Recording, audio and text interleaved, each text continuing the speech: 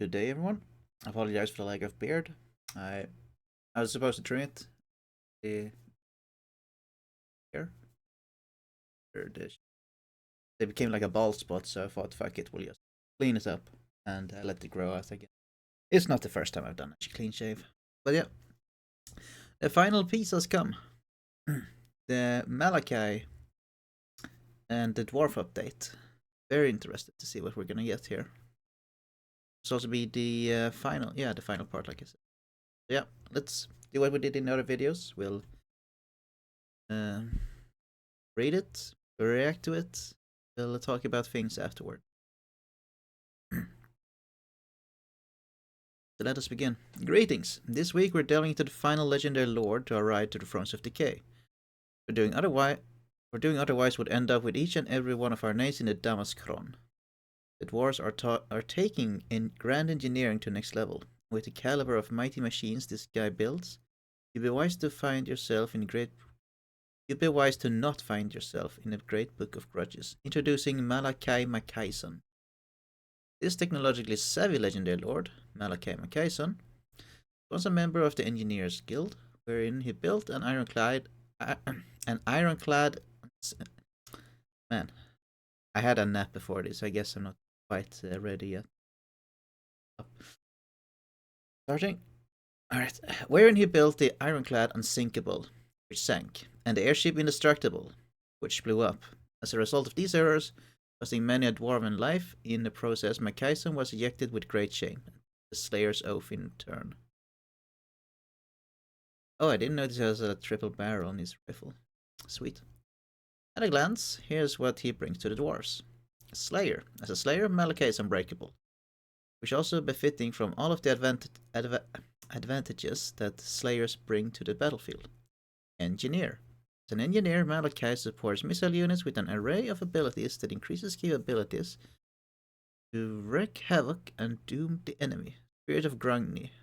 The Spirit of Grungni enables recruitment for Malakai's forces, supporting infrastructure, and ability to call in support during the battle from the famed airship itself. Malakai's adventures. By completing the preparation and improving different war machines and artillery Malakai can push, the feats of his engineering prowess in epic battles and invaluable upgrades for the Spirit of Grungni. Alright, I was wondering how his was he going to be a horde faction that is stuck on the airship, Spirit of Grungni? It looks like a Spirit of Grungni is going to be like a Dark Elf Blackguard. By the look of this description, they'll probably fill out more. Despite his reputation, Makaisson continued to invent, tinker, and create new tools of the trade after his exit, taking out a crack at an airship with the much more successful Spirit of Grungni, as well as the vicious Goblin Hewer and axe-flinging war machine. In battle, Malakai Makaisson serves as the dwarves as a ranged support lord, tossing explosives towards the enemy with the Cinder Blast cluster bomb, blasting them to bits with his triple barrel repeater, and if those pesky greenskins gets too close for dwarven comfort, smacking them in the face with his massive spanner. Alright, let's see. This is just a cannon squad here. He can also reduce the reload time of artillery and increase their accuracy with artillery master passive, plus it comes prepared with some special firepower in the form of the deranged munition skill. With it, he can target a specific allied missile unit to increase their missile strength and imbue them with magical attack. But that's not all. With the Eye of Grungni item, Makaisson emits an area of effect buff to nearby allies, increasing their missile damage and range. Makaisson knows the importance of good war machine maintenance with the Makaisson's Persuader item. Keep any war machine top with replenished ammunition and single target heal effect. Beyond battle, Malakai Makaisson has other goals in mind to push forward, both with his oath as a slayer and history as an inventor. This is his adventure. Malakai's adventure. Alright, let's look at the picture. So there's but assume three like minor objectives, and then we have the major objective in the middle. Win the following battle, Malakai's army, legendary battle, Dragon's Bane, Affected foes, dragons and dragonites. Get the dragonhide cloak. Awe-inspiring sight for the spirit of Grungni. Alright, this is... Ah, I see. Alright, so maybe you have to do like these minor ones before you can like unlock the major battle. You have that for each of these. Let's see if I can figure them all out. So this is a high elf dragon theme. This looks like... my first one was Skaven. But no, the skull here in the middle, I think this is Chaos Dwarves. Greenskins, Vampire Counts, Dryka. Something Wood Elf, it's definitely Treekin. And this looks like the exiled guy. His name is momentarily left me, the corn exiled guy. Oh no, here's the Skaven. Here's the triangle. Let's see, unit mission rewards. Reload time for reduction for cannons, all armies faction wide. Or experience for cannons. Grape shot ammo switch for cannon units. Oh, that's nice. Grape shot is basically like the high elf and the dark elf, I guess, ballista unit. You can switch between a single big arrow, and then you have the like cluster of arrows that goes out like a shotgun blast. Basically gonna be the same thing for the cannon here. Recruit rank +2 for cannons. All armies faction wide. Alright. Stuff. Description for the fight. Horse. Okay. Players often seek a glorious death in battle, whether it's be against the strongest of beasts and monsters or the fiercest of battle. Or in the fiercest of battles. They feel it will absolve them of their sins. Malakai Makaisson is one such slayer, but he's not satisfied with death without innovation, and thus his engineering ways rear their head in Malakai's adventures. As an engineer, Makaisson uses this opportunity to upgrade his arsenal for use in these battles, fulfilling his oaths along the way. Upon learning of a legendary foe somewhere on the known world, Makaisson prepares himself for battle. It won't begin until the enemy is aptly researched throughout a series of smaller conflicts, and his arsenal has the right tools for the job. Alright, so these are the smaller conflicts here. So I guess you pick one, and it will track up here until you have done all the stuff. You can only have like one going at a time or something. Upon learning of a legendary foe somewhere in the known world, Makaisson prepares for himself for a battle and won't begin. That was weird. Perhaps he hears tales of the Greenskins on the hunt to track down a fearsome creature, the discovery and destruction of which would bring great glory to Malakai Makaisson. But with dwarven scouts tracking the Greenskins' growing crusade, the dwarves must be steady for war. As they begin to work on the Goblin Hewer, tearing across the region and enhancing War Machine's strength with the spoils of battle. If the dwarves are successful in defeating the legendary battle, Makaisson is rewarded with something new, something to bolster the abilities of his greatest creation ever, the Spirit of Grungni. It's not the Spirit of Grungni. It's a regular battle barge. Spirit is much bigger. First used to evade the Skaven forces that struck Visenland en masse, the Flying Fortress of Ferocity is the peak of dwarven engineering, and yet Malakai Makaisson wants to push this masterful creation further. By achieving victory in his adventures, as explained above, Makaisson can improve the Spirit of Grungni with valuable upgrades to the famed airship. Oh, maybe this is Spirit of Grungni, but like it's like a roar unit, Regiment of Renown. The Spirit of Grungni can support Makaisson forces in a wide area on the campaign map, quickly ferrying supplies and forces around the known world. It grants him access to a snappy recruitment, infrastructural support, and maybe called in battle itself. Ah, okay. Support the war effort down below. This one's built to last. Garagrim Iron Fist. Ah, to die in battle. That's Ungrim's son, I believe. Garagrim Iron Fist, the one and only son to Ungrim Iron Fist of the Slayer King fame, is the War Mourner of Karakadrin and has achieved a legendary hero status.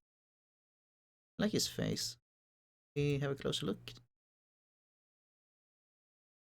Well, I can if I scroll in, but let's... By embracing the life of a slayer and leaving behind his father's courtroom for the Shrine of Grimnir, Garagrim took on the role of War Mourner, serving in the king's stead during battle, and accepting that great honor as his own. As a slayer is often wont to, Garagrim awaits his demise at the hands of a worthy foe and seeks to tend to the Shrine of Grimnir until that day comes. In battle, Garagrim Iron Fist is an anti-infantry powerhouse, built to tear down large groups of enemies with his axes of Kadrin, rune-etched weapons that are chained to his wrist so that he never misplaces them.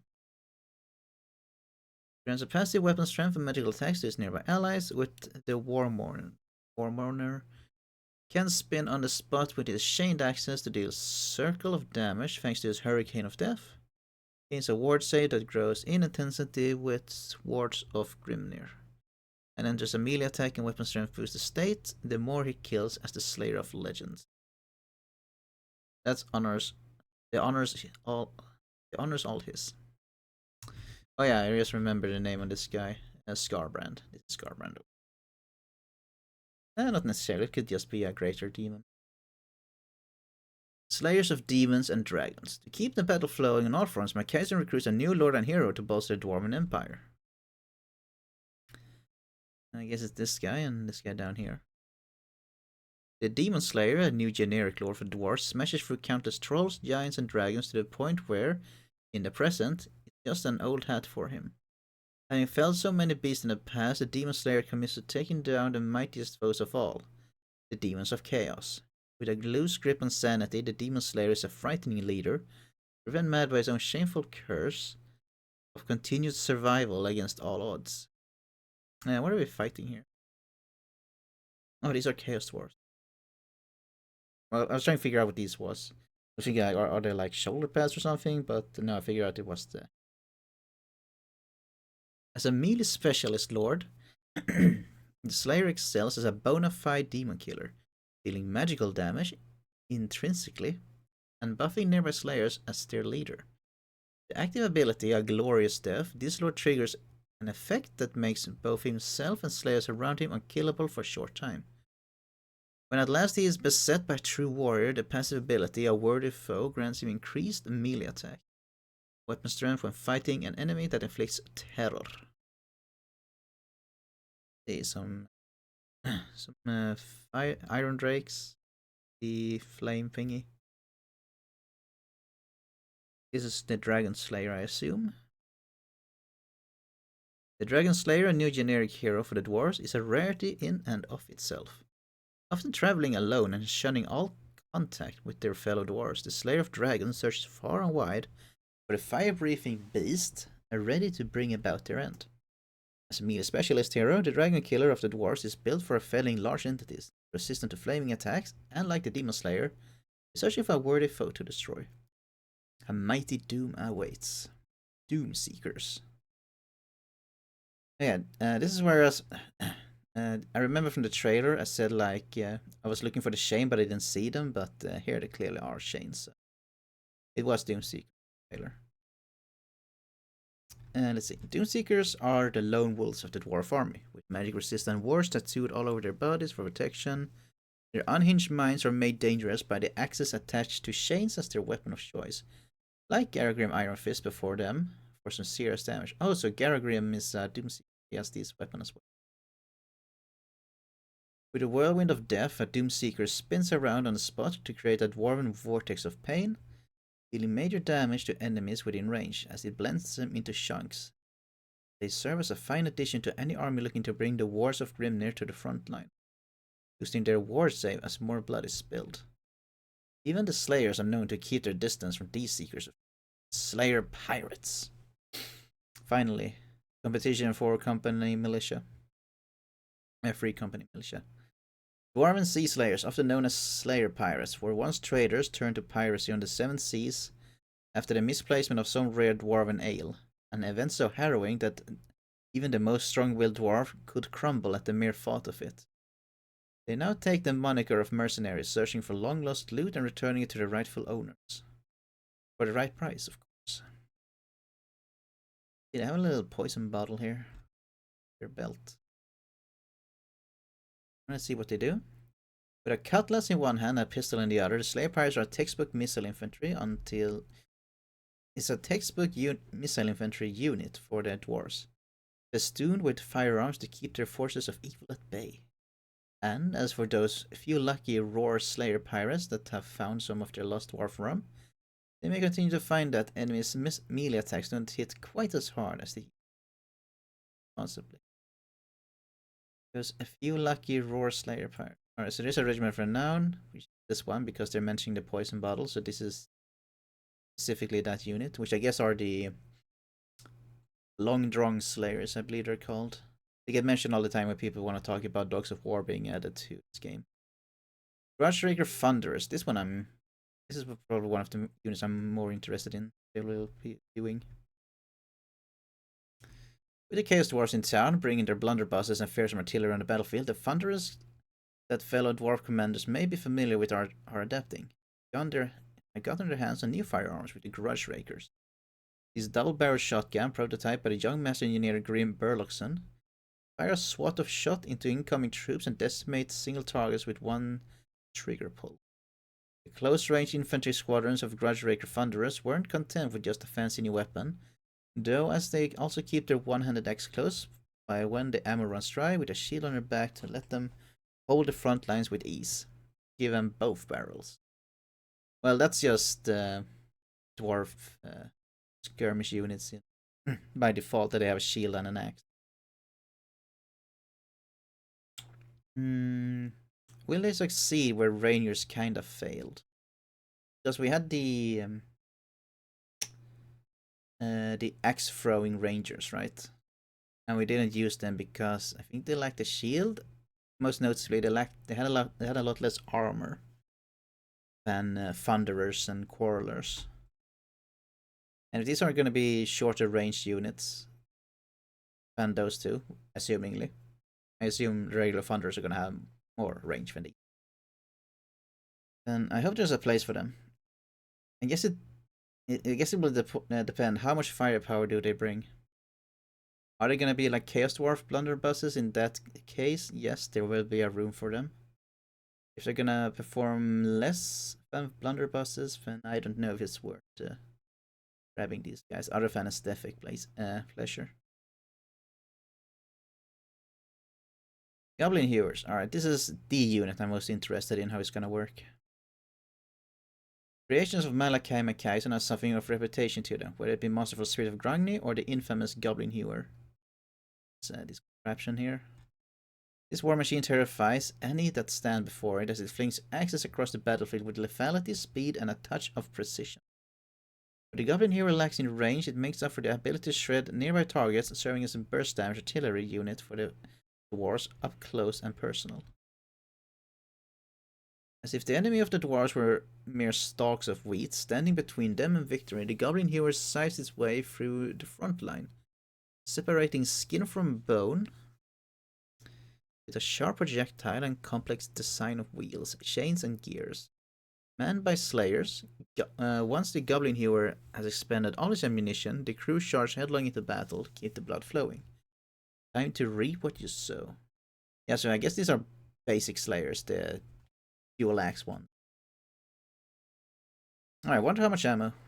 I've seen stat sheets on these guys. The Goblin here has like 3000 missile strength, which is calculated damage over 10 seconds, so it like includes fire rate, reload speed, damage of projectiles. But it said it has 2 ammunition, which well, this one seems to have at least 3. There's some axes hanging there, and don't confuse this one. This is on the other side. I don't see any on this hook, but let's assume there is one here. I guess those are the one being flung. Maybe it shoots 4 times and then it's go, go, go. We'll find out next week. Underbarge. The crown jewel of this DLC. Not just any old port in a storm with the latest heavy centerpiece unit for the dwarves. The one-of-a-kind Thunderbarge. This airborne warship is bolstered by bomb racks, cannons, and Grudgeraker riders, serving as a flying fortress to carry overwhelming amounts of firepower onto the front lines, as well as a handy bear haul to keep the pilots inebriated enough to consider flying such a dangerous contraption. Grudgerakers, really? You'd think they had just regular rifles. They're up in the air. The opposing forces will prioritize taking this thing down before it gets too close, but they're going to struggle as a special mix of Bugman's Ale is ignited aboard the vessel, triggering Thunderburner, an ability that slowly tears the Thunderbars apart in exchange for reaching some incredible speeds. Once within range, the Spear of Grungni can be launched, hurling a giant harpoon into the enemy. Embrace imperfection, enable oblivion. Oh, so... Oh, can we get a picture of... Because I thought that was just a cosmetic thing. Here, this little this little sharp end over here. This is the harpoon we're talking about. Up here in the balloon. Alright, so this is actually a projectile it can shoot. That's cool. I hope it does a shitload of damage. You can like really shunk a dragon. Let's see, where were we?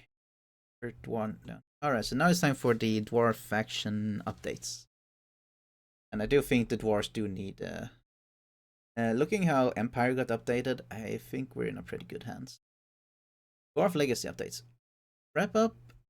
To wrap up our dive. Let me redo that. To wrap up our deep dive into the Dwarves edition in Thrones of Decay and Update 5.0, we're going to look at the primary legacy updates that you can expect. Just as we did with Nurgle and the Empire before them, and just like with those two races, the content mentioned below will be completely free to anyone that owns the Dwarves in one form or another. Let's go. The Great Book of Grudges.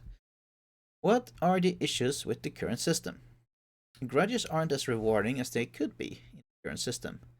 Thus engaging with it may not always be the best course of action, making it feel less important overall. Plus, grudges often push you into doing things you're already going to do, rather than encouraging you to make actual tactful decisions.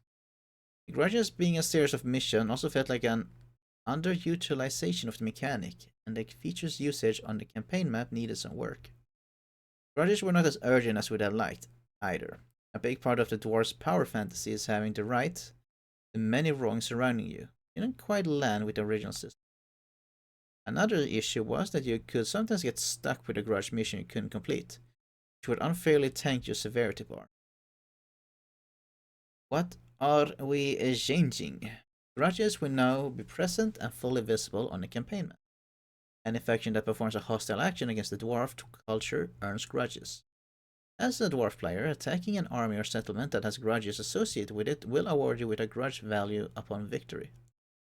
We're introducing a new system, Age of Reckoning. Every 10 turns, the dwarves will have a target number of grudges that must be resolved, and the percentage of those grudges have to be taken care of in time of the reckoning will correspond with the certain rewards. Clearing a high number of grudges will result in buffs, new grudge settler units, and even a temporary grudge settler army, highest ranks.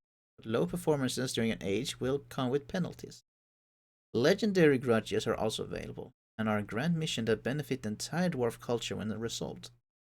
For example, take the fight to Skavenblight and the Hell Pit will reward you with a unique army ability to summon dwarf miners in your own territory when they are no longer under threat of Skaven attack. Or you may also attempt to rebuild Carax and Core, unlocking the Underway travel network, which allow fast travel between Carax. Federations can be earned by outgrudging your fellow legendary lords. After exceeding the amount of grudges another lord has earned, plus an additional amount, you can confederate the other factions via the Book of Grudges panel. Oh, good. Anything that makes confederating easier is always up. But make it like interesting, like they're doing here, not just make it easier by lowering the demands or whatever. We feel that this new system for the Great Book of Grudges expands on the fantasy you expect to have when playing as the dwarves. Offers reliable confederation of your fellow legendary lords and make it for a much more interactive, rewarding experience as you right all those wrongs. Technology tree. What is the issue with the current system? The original technology tree for the dwarves is massive, so much that it can be tricky to keep track of and engage with it. What are we changing? Not wanting to remove tech from the dwarves, we now split the original tree into two tabs, with a guilds tab and a clan tab, respectively, and we're down a full sweep on all effects. it kind of already was separated into two sections. You had the economy stuff at the top, and then you had the military tree at the bottom. And I don't think they were interlinked at any point. Building chains. What are we changing? We're making some tweaks to the dwarves building chains. One key example of which is the level 5 building, the Traders Guild Hall, which will grant Oath Gold every turn. Oath Gold was, before the changes, quite tricky to play around. Often had far too little, or on the other hand, more than you could ever need. This change should help alleviate that stressor. That word. And the Forge. What are we changing? We had a look at the Forge items and done a full polish pass to make them advance in smaller increments, so that you won't always need a specific resource to forge certain items. It's a smaller change than those mentioned prior, but giving the system a light polish nicely adds overall improvement made to the dwarves with this update. Next. For more details on Malakai Makaisson and to see this deranged genius in action, keep an eye out on our official channels for this final showcase. Back later this week to delve into some additional free content arriving with Update 5.0, including a free legendary lord that absolutely no one has already figured out yet, as well as introduction of the Nemesis crown. Yeah, they're talking about Epidemius. And, as always, you can expect a full suite of patch notes for Update 5.0 the day prior to launch. You can reach us about the things Total War, in all things Total War, in the CA community forums and the official Total War Discord server. In the Battlefield Total War team. Alright. Good stuff. We are happy with this. We are a happy dwarf. But yeah, I guess it's only Epidemians left to cover. And that's probably going to be a much shorter one than these other videos because